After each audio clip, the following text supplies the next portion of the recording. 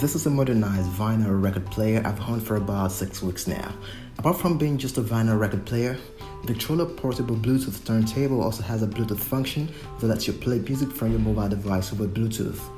When I unboxed it, apart from a suitcase record player, it came with an extra needle in case the one attached gets damaged and a power adapter.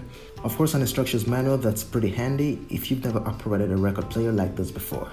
That's all you have in the box, and that's all you need anyway. Talking about the build quality, it's made of plastic, but there's some kind of synthetic leather layered on top of it. If you plan to move this thing around a lot, I suggest you should be careful. Well, I don't know why, but this doesn't look strong enough. I don't understand why it's got to be like this. You've got this shiny metal cap screwed to the edges, and that's a good thing. It's pretty thoughtful, and that prevents wears and tears along the edges.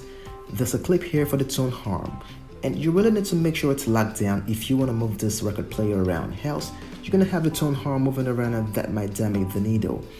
It has an auto-stop feature that stops the record from spinning once it's done playing. I always have this turned on. I don't want the platter spinning all night. Here is the speed selector, and the right speed to choose depends on the kind of record you have. You already know what this does. It's the lift lever that raises the tone arm when it's not clipped. Here is an audio port I don't really use. I tried it once and yeah, it works and sounds great. Now, this knob works for power and volume. This is the function selector. BT is for Bluetooth. That's if you're connecting your smartphone to the device. It's input only. You cannot listen to music through your Bluetooth headphones. Line in if you have an audio input coming in through ear. And phono if you're playing a vinyl record or a phonograph, whatever you call it. Now, this adapter is pretty handy if you have a smaller 45 RPM record. I don't have one and I haven't been able to test it. At the back here, you have the stereo audio output if you plan to connect your speakers, and the power adapter goes in here. There are 2 speakers here at the front. Well, they're loud enough to fill a room and even reach the next room. Do they sound good? You get what you pay for. This is a $40 record player, and you shouldn't expect a $300 sound. For old vinyl records, they sound okay. They've got an old school feel to it, but it's not the best sound I've heard. Even though they're small speakers, I believe the sound could be better. My laptop definitely sounds better than this. These are not the kind of speakers through which I want to listen to the latest songs. They just don't cut it for me. For old iLife music like this, it's fine. But then, that's why you have an audio output around the back here to connect your speakers. Operating is easy. The first thing you want to do is remove the plastic protection on the needle. After that, you want to leave the tone arm clip. Be sure the right speed is selected depending on the type of record you intend to play.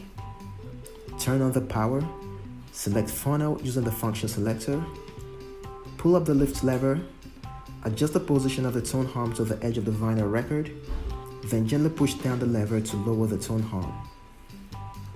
It's generally believed that cheap vinyl record players like this damage records. It's a month and a half and I haven't experienced this. Maybe it's too early, but none of the records I played sounds damaged. If you're just getting started with vinyl records, this works. At least you get to play those old records your dad had in the 70s. If you are an audiophile or someone with a lot of experience with these things, I'm not sure if this is for you. But then, you get what you pay for, like I said earlier. It's a $40 record player and you don't expect a $100 value. But the bottom line is, it works. Is it worth buying? That depends on the kind of person you are, but it's worth keeping around. This is my review of Victrola Portable Bluetooth Turntable. If you're not a subscriber yet, I suggest you hit the subscribe button so you can get future updates. And hopefully, I'll see you in the next video. Stay safe.